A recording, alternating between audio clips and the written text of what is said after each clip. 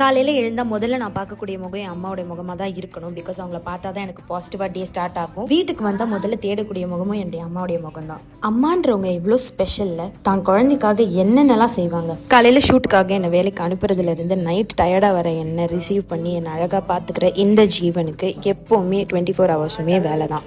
ஆனால் அதுக்கான ரெக்கக்னிஷன் அப்படின்றத இவங்க எதிர்பார்க்குறதும் இல்லை, நம்ம கொடுக்கறதும் இல்லை. இப்படிப்பட்ட இந்த ஒரு ஜீவன் ஒரு நாள் இல்லைன்னா அந்த ஃபீலிங் எப்படி இருக்கும்? அவங்க இல்லாத போதானே அவங்களுடைய அருமை நம்மளுக்கு புரியுது.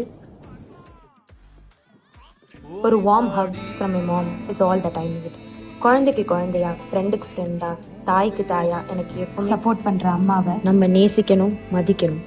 ஏன்னா நம்ம முகம் தெரியாத டைம்ல இருந்தே நம்மள நேசிச்சவங்க தானே அவங்க. நிறம் மாறும் உலகில் மாறாதது தாயின் பாசம் தான். அம்மாவின் பாசத்தை உணர்த்தும் திரைப்படம் நிறம் மாறும் உலகில் releasing on the March 7th.